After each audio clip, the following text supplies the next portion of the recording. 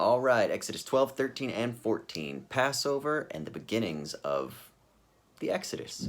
Okay, so delving back into our read, I am going to be talking about Exodus 12, 13, and 14. In this section, what we have are the final plague and the beginnings of the Exodus, where the Israelites are then released from captivity in Egypt. So basically, the final plague, we talked about the other plagues in the last video. You have plagues 1 through 9. The 10th plague is the most severe, and it's the one where the firstborn in all of Egypt are killed. You have the angel of the Lord that is going to move through the land, and unless you are of the Hebrew people and you have the blood smeared over your doorpost, which is a sign that you are of the Hebrew people, that you are of the circumcised. Remember the important point about being a part of the community, being consecrated as one of the holy people, of the circumcised people, of the nation of Israel. Unless you have that, then a firstborn in your family is going to be killed. So this happens all throughout the land, including Pharaoh's son. So Pharaoh calls Moses and says, "Fuck it, I'm done. Take your people, get out of here, go worship your God," and go. So the Hebrews leave, and this is known as the Exodus, right? Because they are leaving out of Egypt and going into the desert to go worship God. So as they go out, God is guiding them with like a cloud of fire and whatnot by night, and then in the daytime there's a pillar. But anyway, so God is guiding them out in the desert, and they come to the Red Sea, and as they come to the Red Sea, they're like, oh no, what are we gonna do? We're not gonna be able to cross. And then at this point, God hardens Pharaoh's heart. Remember that again, God hardening Pharaoh's heart. God hardens Pharaoh's heart, and then he's like, I changed my mind, let's go after the Hebrews. So they chase after him with all these chariots and stuff like that. And the Hebrews start freaking out, and they start complaining, as they always do, as you'll find this as a common theme, but they start complaining to the leaders, right, to Moses. And they're like, why would you take us out here just so that we could die? We'd rather go back there and be slaves in Egypt. At least then we weren't going to die. And then Moses is like, oh, don't you worry. God is powerful and mighty. You know, this is kind of one of those trusting God in all situations kind of moments. And he holds out his staff, and the Red Sea parts, and the Israelites are able to walk across the seabed in the Red Sea. And as they go across, you know, Pharaoh's chariots and whatnot come upon them, and they're like, well, we'll follow after them, and they're not able to catch up to them. And then God decides to close up the seas. He has Moses hold up his staff again and closes up the sea, and it devours the Pharaoh's chariots. And then, of course, that again is the kind of the final sign to Egypt that Yahweh is the supreme God. He is the God above all gods, and therefore that he is the one to be feared.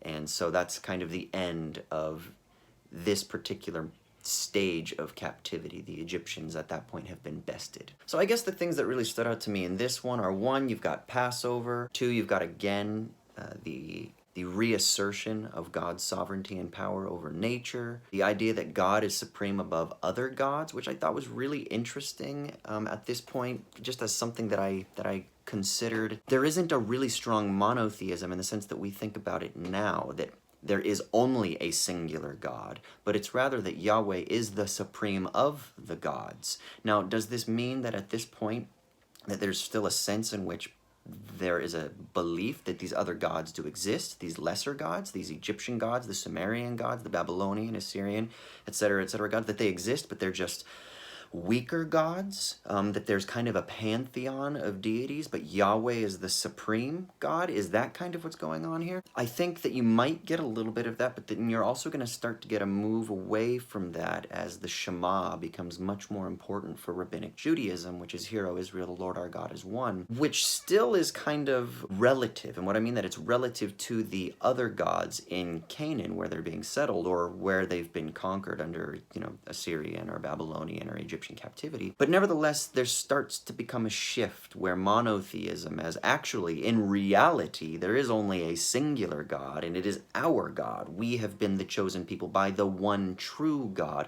All these other supposed gods are either demons in disguise, or they're just made up and they don't really exist, or they're just statues and there's actually nothing behind them, and there's really just a false activity, that there's really nothing going on. You're not actually even worshiping God at all. But anyway, it's just interesting to think about how this is developing at this time, that Yahweh at this point is still seen as the supreme of the gods. I don't know that it's fully established yet that therefore ontologically there is only a singular God that is the true bedrock or foundation of reality. And then, of course, you have just the reaffirmation that in God's sovereignty, since God has chosen Israel, that God can do great and mighty things. And that's what he demonstrates, obviously, by the parting of an ocean, right? And we need to remember that the Red Sea is fucking massive. So what the writers are trying to communicate is that this miracle is not just like he stopped a little riverbed and they created a dam or something like that. We're talking about an ocean, a sea that was entirely parted. Now, even if it was at more of some people who try to historicize this are like, oh, it could have been at like the smaller portion of the Red Sea. It doesn't have to be at like the big opening or whatever.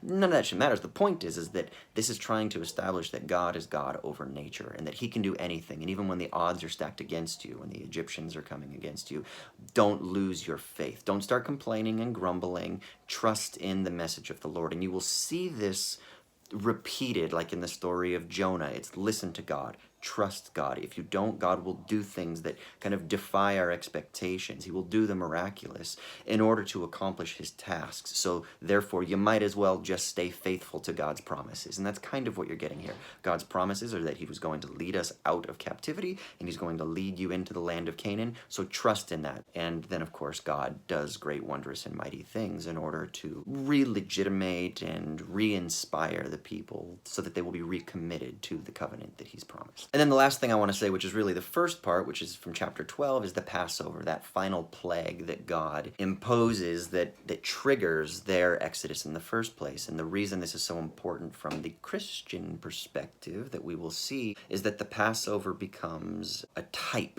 It becomes an exemplar of Jesus, who becomes the Passover lamb. So rather than having to sacrifice, each household having to sacrifice an individual lamb to protect themselves from the angel of the Lord, Jesus comes to be seen as the Passover lamb. So that's something to kind of consider. How is it that these New Testament writers fit Jesus into this narrative? Maybe post facto, retroactively, as they're trying to understand how Jesus fulfills the expectations for the Jewish Messiah. Well, how is it that he comes to be seen as the sacrificial lamb? And it's because he becomes the one whose blood has washed the house of Israel, the house of those who are part of God's community. His blood is the one that protects you from death. His blood is the one that washes you clean of any transgression. His blood is the one that ushers you into a new type of exodus, into a new land flowing with milk and honey, but in the spiritual sense, the redeemed self, and then obviously the promise of heaven in the future. So that's something that's interesting to consider. And then, of course, in the context of actually establishing the ceremony of the Passover, which becomes one of the central rituals, the central yearly rituals that is established by the Levitical priesthood in Rabbinic Judaism, what you get here is this story that grounds the importance of the Passover meal, because it's a yearly reminder that God is sovereign, that God washes you, and that the only way to maintain any kind of fidelity to God is through the sacrificial system,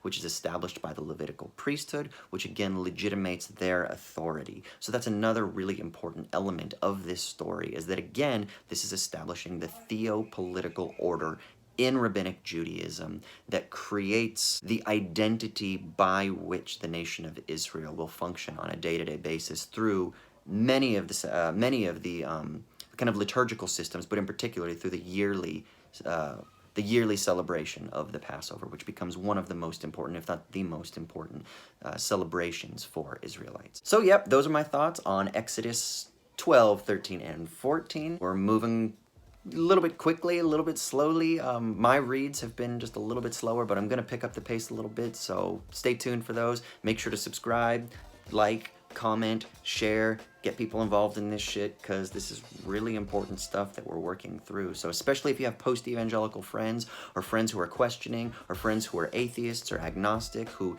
think that the Bible is only understood from the American evangelical kind of Westboro Baptist Church bullshit kind of approach, get them tuned into this so they can see that there's something really rich going on with this mythological story, you know? Love ya. Peace.